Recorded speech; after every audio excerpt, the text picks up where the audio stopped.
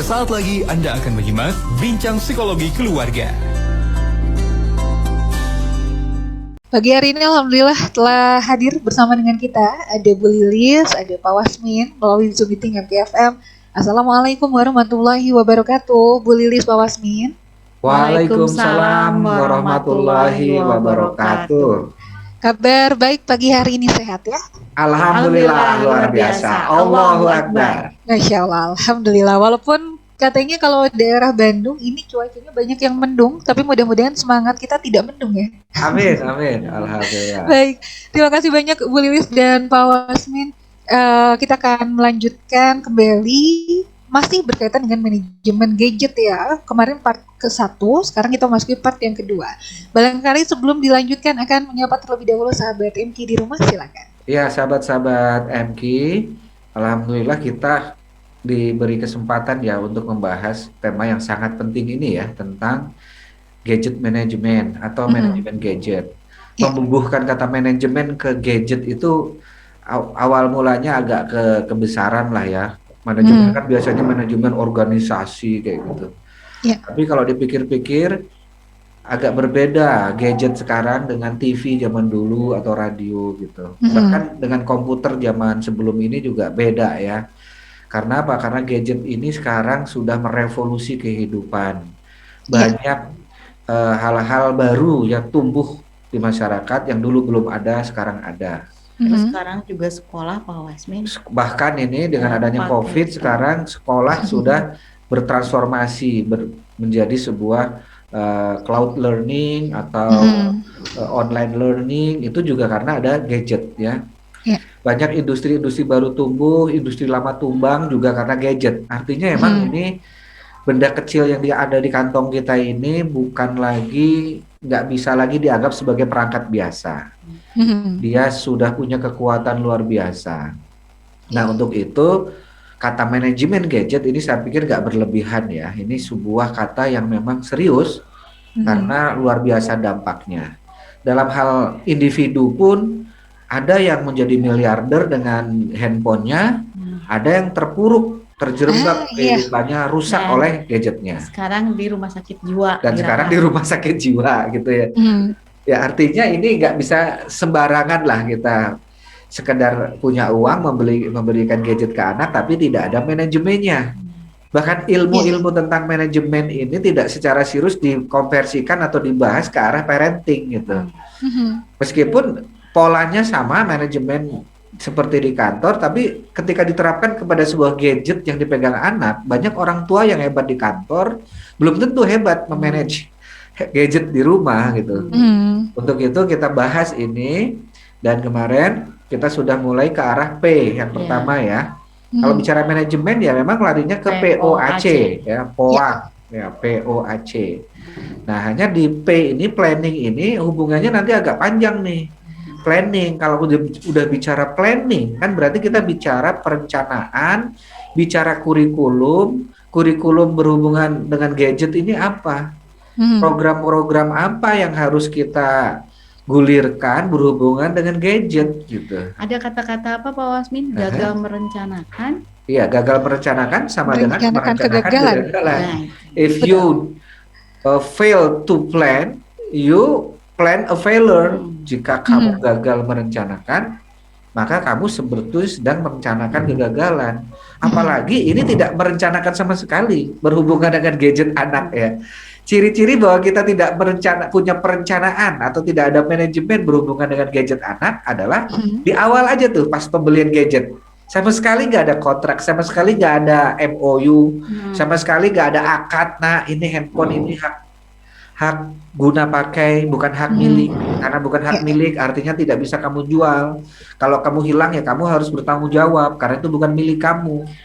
Ribet banget Pak Wasmin. Diatur-atur, udahlah kasih aja. Nah, ngasihnya simple, ngasih aja, tapi hati-hati. Buntutnya jadi ribet.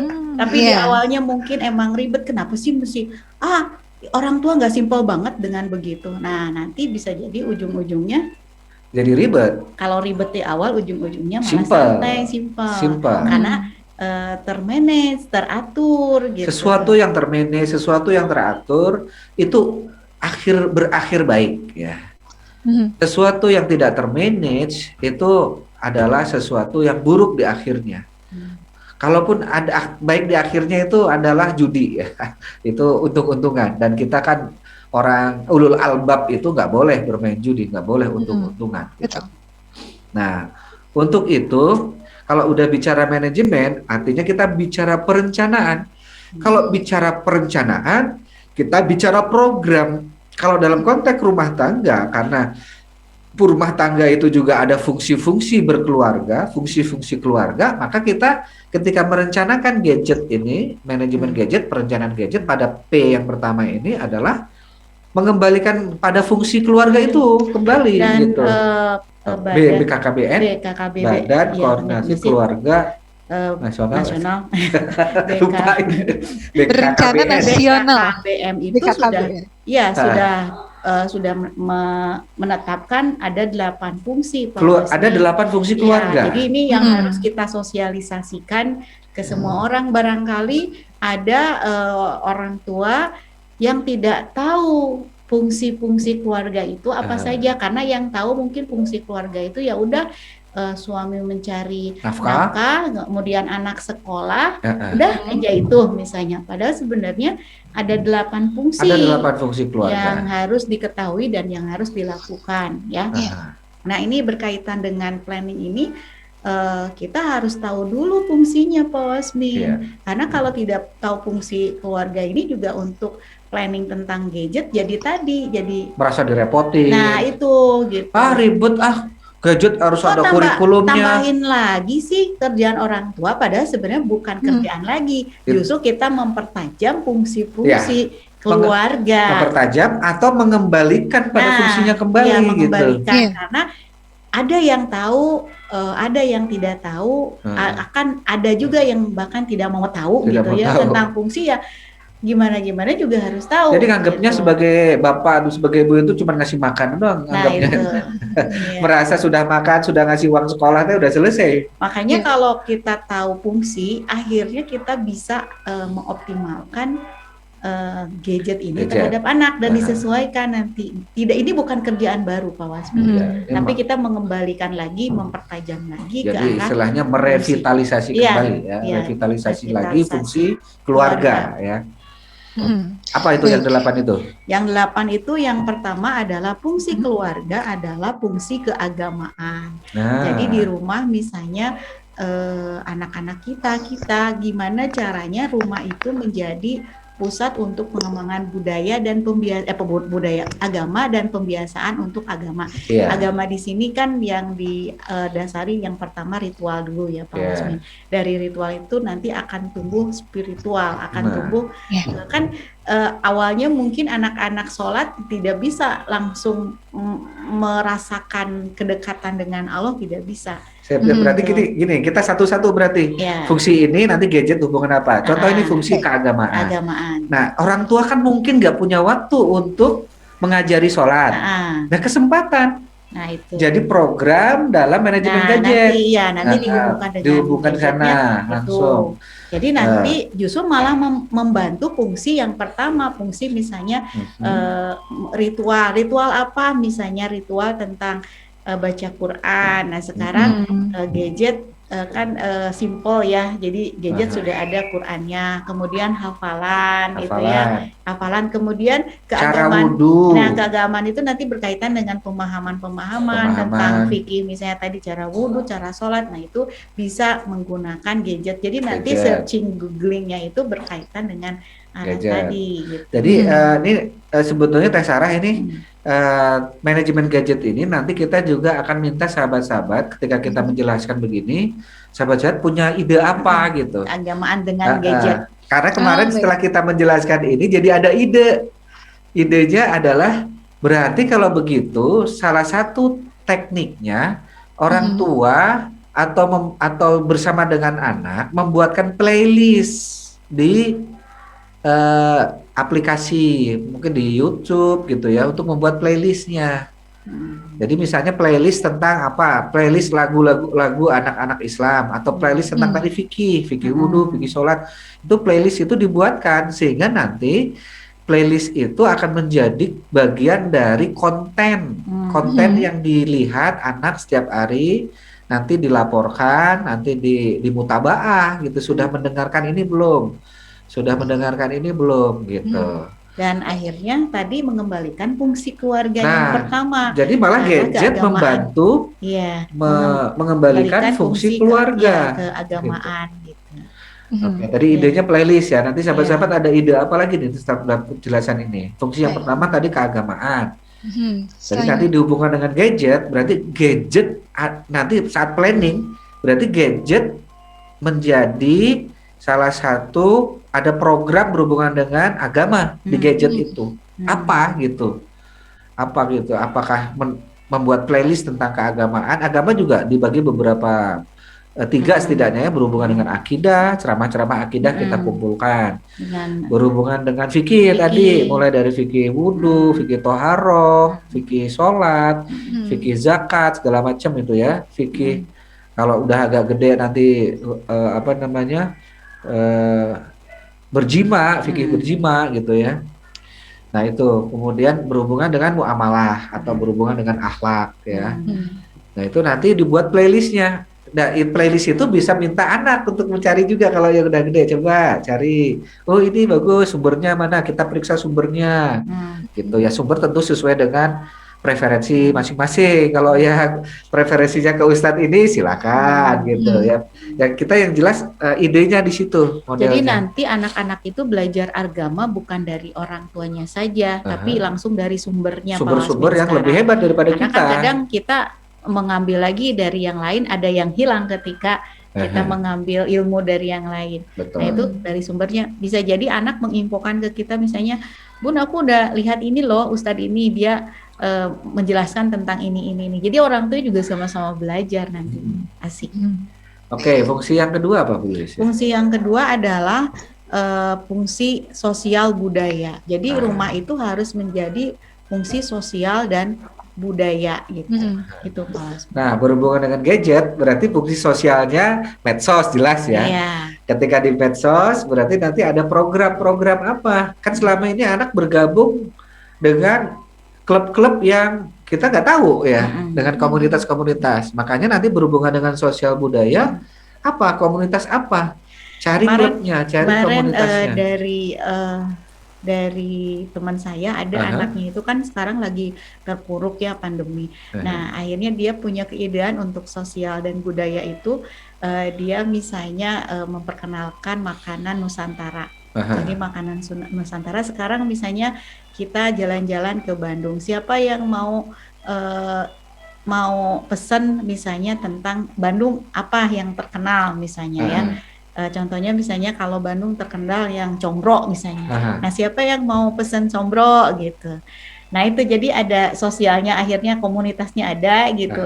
Kemudian budayanya juga ada, memperkenalkan makanan-makanan Indonesia. Karena makanan Indonesia yang tradisional itu biasanya jauh lebih aman dari bahannya gitu. Nah itu Pak Wasmin. Jadi ada ide untuk mengumpulkan orang dan tentunya nanti ada ke yang lain lagi, ke fungsi yang lain, fungsi perekonomian. Jadi kan orang pada langsung masuk ke fungsi ekonomi ada.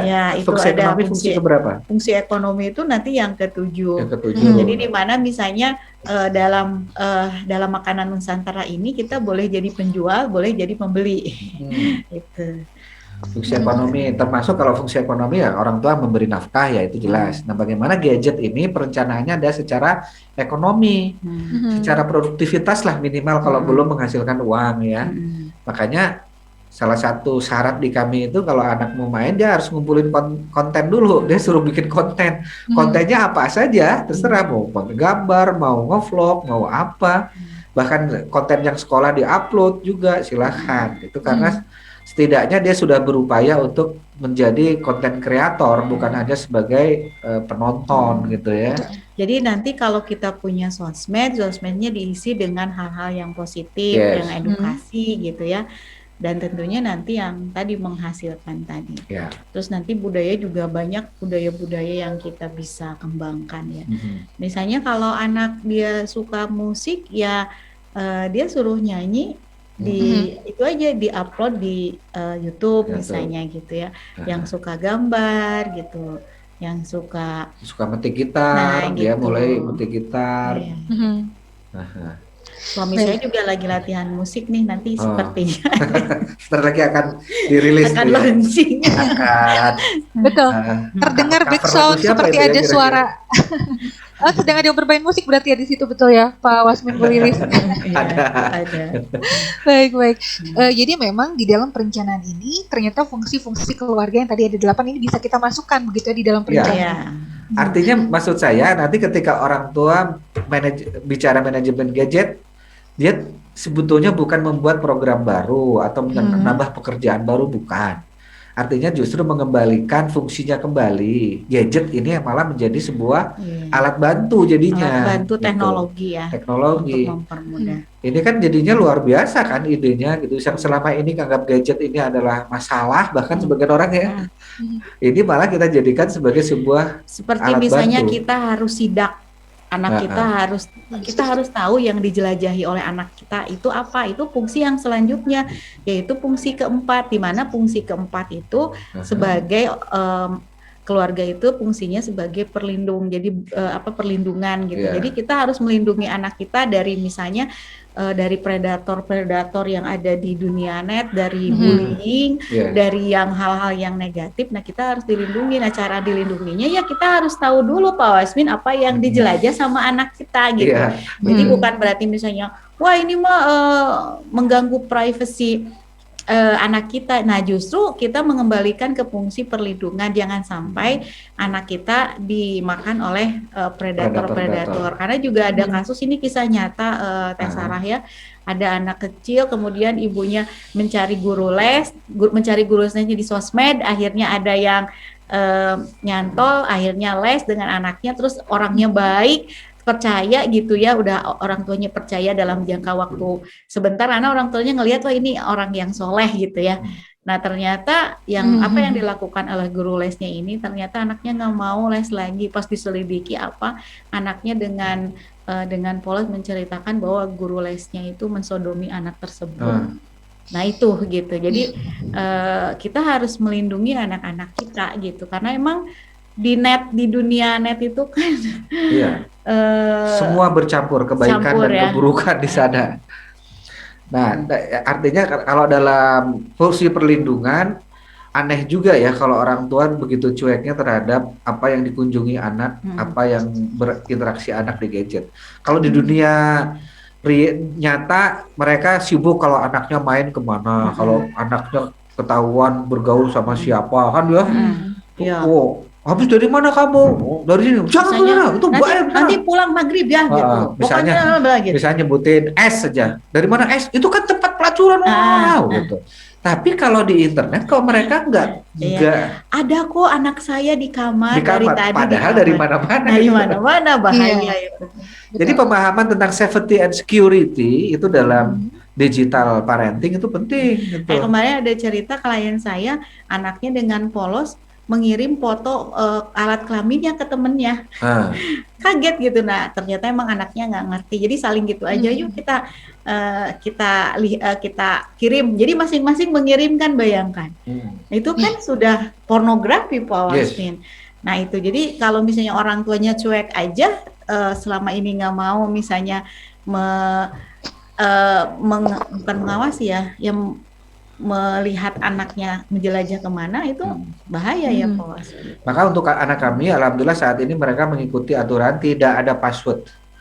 Tidak ada password. Kalaupun ada sidik jari maupun face detection, ya kita salah satu bagiannya wajah kita, wajah orang tua. Jadi ketika orang tua sidak, tinggal nggak usah nanya-nanya password, tinggal pakai jari atau pakai wajah. Tapi kalau tidak pakai jari, tidak pakai wajah, nggak usah di password, karena orang tua juga malas juga ngapalin password kan, gitu. Jadi kalau di password kita kena sanksi, nggak bisa kalau di password. Karena kalau di password jadi kita nggak, jadi kepercayaan itu kan bukan berarti membiarkan, tapi dengan percaya itu kita check and recheck ya. Karena nanti ya daripada kitanya khawatir bener nggak sih, bener ya udah gitu, untuk mempermudah kita kalau di misalnya dikunci, gimana kita mau ngecek kemana Jadi dia kan gitu. ada orang tua yang protes kok nggak percaya ke anak. Kalau kita punya definisi yang berbeda tentang mempercayai anak. Kepercayaan itu tidak kita berikan cuma-cuma. Kepercayaan itu harus dia upayakan. Jadi kepercayaan orang tua ke anak harus diupayakan sama anak. Apa upaya anak untuk membuat orang tua percaya? Ya salah satunya terbuka. Kenapa harus tertutup? Bagaimana kami mau percaya kalau Anda tertutup? Kalau Anda ingin dipercaya, percaya itu bukan cuma-cuma. Percaya itu kamu upayakan. Percaya itu harus kamu perjuangkan. Ya sebagaimana kita lah ya Teh Sarah ya. Kalau kita ke kantor, Teh Sarah pertama masuk ke MGFM, Teh Sarah tiba-tiba dikasih kepercayaan atau Teh Sarah yang membangun kepercayaan? Membangun kepercayaan. Iya, kita kan karyawan-karyawan yang baru yang berusaha membangun kepercayaan.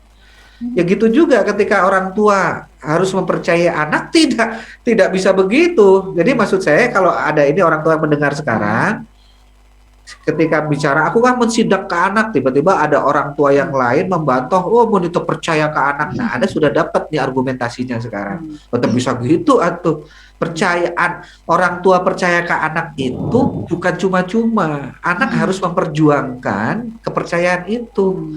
Kalau anak sudah memperjuangkan dan beberapa kali ternyata kita sidak, clear, bersih, dia juga handphonenya nggak di password dan tidak ada indikasi-indikasi ke sana gitu, baru kita percaya gitu. Dan memang betul Teh, kami juga nggak kemudian awal-awal aja sidak gitu, terus ribet juga. Pas sidak juga nggak kelihatan, kita juga nggak sidak terus. Kalau udah kita percaya, kenapa harus sidak terus gitu? Artinya dia sudah bisa dipercaya gitu. Baik, jadi nampaknya bukan memperibet kita ya. Ini pada dasarnya adalah memang ini ada tugas kita dan justru ini akan mempermudah ke depannya kita menjadi percaya ya. Ya, jadi kalau kita tahu berakit-rakit ke hulu, berenang-renang ke tepian, ya manajemen gadget ini upaya orang tua untuk ya memang awalnya emang kita benar-benar mengupayakan ini butuh effort memang ya. Tapi kesananya akan lebih simpel daripada sekarang pengen simpel, pengen pura-pura ngasih kepercayaan padahal hatinya juga was-was sebetulnya. Iya loh, jangan membohongi diri sendiri lah orang tua lah. Mau kasih kepercayaan padahal was-was juga gitu. Padahal gimana jauh anak saya gimana. Tiba-tiba jeder, blong, tadi ada petir dalam kehidupan, ternyata anaknya gay, anaknya sodomi. Nah kayak gitu-gitu baru pusing gitu kan. Iya. Baik. Jadi beberapa fungsi yang tadi sudah disebutkan, totalnya ada 8 fungsi ya Bu Lilis, Pak Wasmin. Kita baru bahas pertama tadi keagamaan, yang kedua sosial budaya, lalu loncat ke yang keempat perlindungan ya, dan yang ketiga adalah ekonomi. Kira-kira ada fungsi apa lagi nih dari 8 fungsi ini? Ada lagi? Iya, ada lagi fungsi cinta dan kasih sayang. Yes. Jadi nanti ketika misalnya ada gadget, justru lebih mempererat cinta dan kasih sayang kita dengan anak kita, bukan sibuk masing-masing. Anak sibuk dengan gadgetnya, orang tua sibuk dengan gadgetnya. Jadi mereka ngobrol dengan orang jauh. Betul. Gitu. Berarti kalau berhubungan dengan cinta dan kasih sayang, rumusnya begini ya. Kalau jauh gunakan gadget. Itu harus menjadi program tuh. Artinya kalau kita jauh harus diprogramkan untuk video call, voice call. Tapi kalau dekat, kalau berhubungan dengan program cinta dan kasih sayang, jangan gunakan gadget, gitu. Kalau dekat nih, kalau berhubungan dengan lagi dekat, justru kalau kita pengen cinta dan kasih sayang, gadgetnya taruh, kita ngobrol face to face, gitu. Nah, bagaimana kalau kita main game bareng? Itu bukan dalam rangka program ini, itu bukan dalam rangka program hiburan. Kan nanti ada manajemen gadget itu salah satunya programnya hiburan namanya, boleh itu ya. Fungsi yang lain lagi ada? Ya, fungsi yang lain adalah di pendidikan. Ya, nah ini pendidikan tadi salah satunya agama, terus ada pendidikan berhubungan dengan tugas-tugas sekolah ya, Bu Lis ya. Nah, tugas-tugas sekolah ini menjadi program utama memang berhubungan dengan gadget anak sekarang. Jadi emang kita mau nggak mau sekarang harus disiapkan, misalnya bagaimana anak, karena kedepannya pasti online itu masih tetap ada meskipun nanti tatap muka, daring itu ada dicampur ya. Nah, nanti misalnya perlengkapan daringnya apa, misalnya di media ya Pak Wasmin ya, kemudian ya yang mendukung ke arah sana. Gitu. Jadi malah kita dukung, misalnya contoh kemarin anak, ayah ini biar kita kan satu ruangan, kadang-kadang saya dengan AA juga kuliah, saya satu ruangan, tapi kadang-kadang saling keberisikan. Gimana caranya supaya nggak berisik satu sama lain? Akhirnya kita belikan headset ya, biar satu sama lain bisa di ruangan yang sama bisa tidak saling mengganggu gitu. Tadinya mereka nggak mau pakai headset, akhirnya udah pakai headset aja kita belikan. Nah, ini justru kita dukung. Bahkan saya sudah mempersiapkan nih kalau anak saya pengen ada kamera tambahan. Karena nanti kalau sudah mulai hybrid learning, ini ada kemungkinan kameranya harus 2. Kamera siswa itu harus 2. Dan mungkin di sekolah guru sudah harus menggunakan software OSB itu ya, saya nggak sebutin namanya ya, lupa saya juga. Jadi software di mana dia ketika sebelum Zoom itu dia ada semacam sound card atau apa gitu, yang sehingga nanti bisa termix ya dari berbagai foto yang ada, dari berbagai video yang ada. Jadi dalam satu kali Zoom itu guru bisa melihat wajah siswa dan bisa melihat tangan siswa karena ada 2 kamera gitu kan, kamera yang dari atas, kamera yang dari depan. Ya tentu saja nanti kita orang tua harus siap karena pembelajaran ke depan ini kan sudah ke arah sana. Kita nggak bicara tentang COVID ya, tapi setelah COVID pun kalau emang sekolah-sekolah terutama yang di anak langit ini kita sudah merencanakan untuk ke arah hybrid learning ya, ke arah blended learning.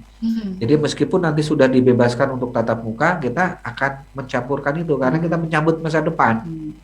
Di anak langit ini baik TK-nya maupun SD-nya, tahun depan kita merencanakan akan membuat online learning. Jadi nggak harus orang Bandung yang boleh masuk anak langit.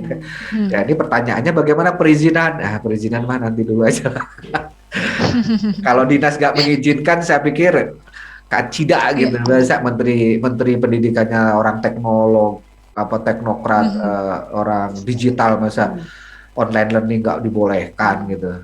Ya tapi gimana mengenai akhlaknya, mengenai sosialisasinya, ya nanti ya gimana caranya kita guru akan memberikan teknik apa supaya anak yang dari sekolah jauh bisa tetap dapat sosialisasi. Mungkin tidak harus sosialisasi dengan teman yang di kelasnya, tapi dengan tetangganya, gimana gitu ya. Nah artinya apa? Artinya fungsi gadget, orang tua merencanakan dalam fungsi gadget sebagai fungsi pendidikan ya, sosialisasi dan pendidikan. Sosialisasi dan pendidikan, maka orang tua harus mulai ada program juga. Program untuk orang tua sendiri, tadi kayak program menabung untuk belikan headset gitu. Ini juga mungkin dalam 2-3 tahun ke depan, jika pembelajaran digital seperti ini semakin tren, berarti kan gadget anak juga sudah mulai harus di-upgrade ya kan? Iya, betul. Harus di-upgrade, bukannya dilarang, malah kita belikan yang lebih bagus gitu ya. Kayak misalnya saya suka gambar, desain. Nah, bisa jadi sekarang desainnya tidak dengan kertas langsung, betul, tapi dengan pen misalnya gitu. Saya juga punya cucu di sini ya, manggilnya udah opah ke saya ya. Ketika dia pengen laptop, kita upayakan laptop yang lebih tinggi speknya gitu, karena emang ke depan dia akan hidup dalam dunia itu gitu. Sampai kita bantuin cari hutangan dulu gitu ya, akhirnya dicicil juga gitu. Artinya jangan laptop biasa, gitu, harus speknya yang lebih tinggi karena emang ya meskipun sekarang saya lihat belum produktif banget ya, tapi ya itu harus dibuat programnya, memang nanti harus dibuat programnya supaya komputer yang speknya luar biasa itu ya bisa lebih manfaat gitu ya. Baik. Jadi eranya juga memang sudah berubah begitu ya, betul-betul memasuki era disrupsi yang semuanya berubah. Jadi mau tidak mau gadget ini kita harus mulai berdamai dengan gadget dan menjadikan gadget ini bermanfaat, bukan lebih banyak mudaratnya ya Pak Wasmil. Jadi nggak bisa kita hindari lah, nggak bisa kita hindari. Ini mah sudah harus kita manage aja, manajemen aja. Ya. Baik, kita akan lanjutkan nanti insya Allah di segmen yang ketiga, dan nampaknya berkaitan dengan hipnoterapi certification workshop, insya Allah diadakan di pekan depan berarti ya Pak Wasmil.